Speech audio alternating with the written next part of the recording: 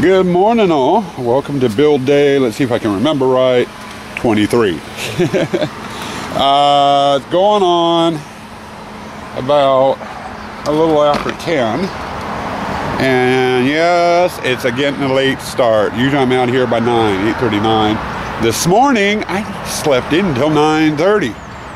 God, my body crashed. I was tired. Anyway, I'm just getting out here, got the blow-ups plugged in, and I'm coming in to check the water feature. And by the look of it, it hasn't gone down any. So looks like the leak's pretty much taken care of. It might have dropped just a hair, but I think it's okay. So that looks okay in there. Still got water. Watermark's still on the pump for the most part, right where it's supposed to be at. And it's still down there, right where it's supposed to be at. So today's projects. First order of business is I gotta get that chemical back into that pond, which won't take long. Also, then after that's done, I need to finish my lighting, and that's gonna be real easy. I've got 4 LED spotlights, and I might put a flood on the ball of yarn over there too. I need to go into here, which won't take long, and then my exit, hours, rule sign, and enter sign need lights on them as well, and I'm going to get that done. I should have that done by around 1, 2 o'clock at the latest. Now once all that's done, I've got, let's see here, 2 bales of hay, which I use as ground cover in all the displays, which need to go in. And then I gotta start getting the black plastic out for the transition walls and get that hung up. Those are my major projects for today. Once those get done, I've got a lot of little mishkabibble junk I need to do. So, but anyway, that's where we're at right now. I am gonna go get the truck moved so people can see the front of the haunt and get to work. So chat with you a little bit later. Okay guys, midday update. We got the chemicals back in the pond, and so that's areas for the most part done. And I just finished installing the last of the LED lights, so lighting is now officially done, at least with the LEDs. Those of you that have been following my vlogs for the last year know this last summer, actually I started back in May and worked on it through till almost July. I was in the process of converting my haunt over to LED lighting this year, which is going to save me a bucket load of money. I was getting teased quite a bit on my lighting because I made up so many. I went and bought my LEDs and resistors from China off of eBay, made my own LED lights.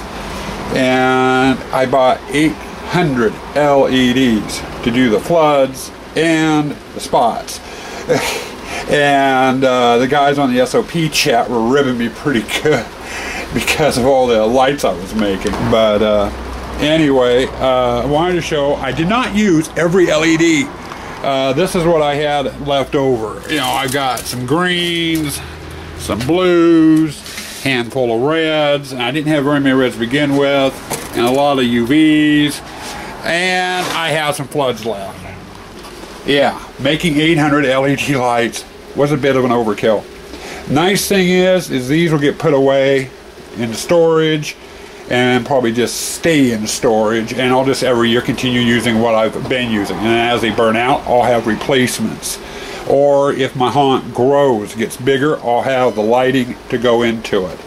Another thing I made for my LED project was a control box. And this was a move that out of the way, a multi-purpose box. The red buttons here, and you notice these ones are lighting up. Those are the ones that have LEDs attached to them. I've got 3 circuits that have nothing on them currently. These here are 5-volt switches, and I actually had some battery strobe lights I converted over as well, and I'm probably going to be, if I have time, be adding those into a few displays too, just for a little bit of extra lighting, you know, more of a strobe effect.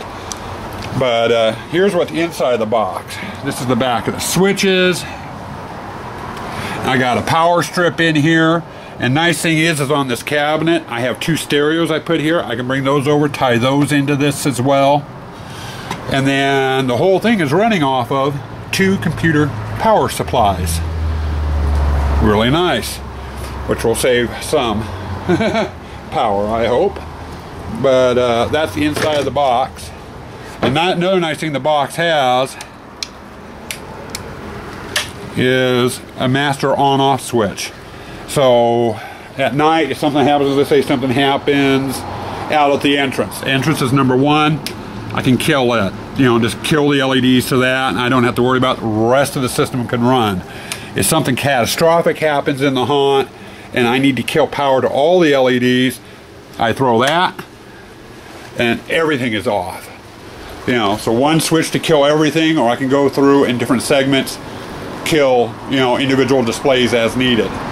Now, another thing I ordered when I was doing my LED lighting as well, is I found on eBay, is I'm using speaker wire, you know, to run for power. And it's an 18 gauge speaker wire. I checked like down at Lowe's, Home Depot, and Radio Shack, and it was like 20 bucks for 100 feet of it. You know, and that would add up really quick. So you know how much I ended up using?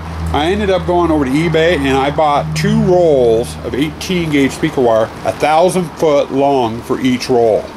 Was like 50 bucks. Big time saving. That's my first roll.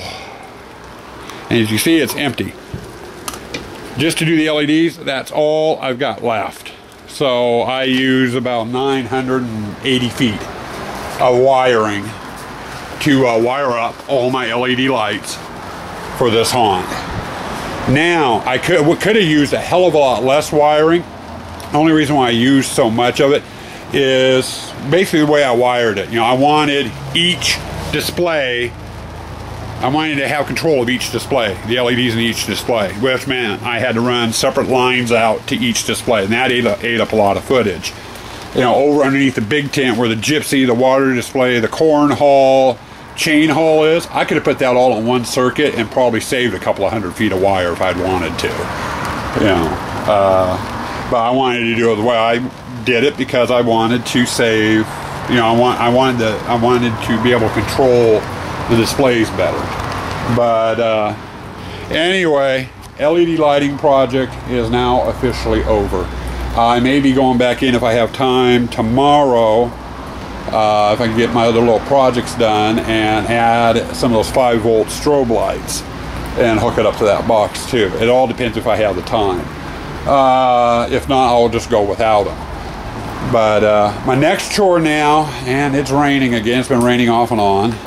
I'm going to get the wheelbarrow out. I got the hay I showed you in the back of my truck earlier. I'm going to drag that out, and I got to start coming into all the displays and putting the hay in. You know, it hides up, you know, the ground and gives it a little bit more uniform. I like the look of it. So I've got to start putting hay in all the displays. So I got to get cleaned up for my LED lighting stuff first, get that put away, and then it's on to working on hay. So, hey, all. Hey guys, end of the day. Believe it or not, it's going on about midnight. Had a friend I hadn't seen for about a year stop by, and we sat here and talked the evening away. As far as progress on the haunt, got the lighting done, or at least I thought I had. Got hay in the displays, and I don't know if you can see it over there, but I got all the transition curtains are in and ready to go. The reason I said I thought I'd had the LED lighting in and ready, we did a light check tonight. Found out that the LED lights in the chain hall are not working now for some reason. So I'm going to have to diagnose that tomorrow and get that up and working.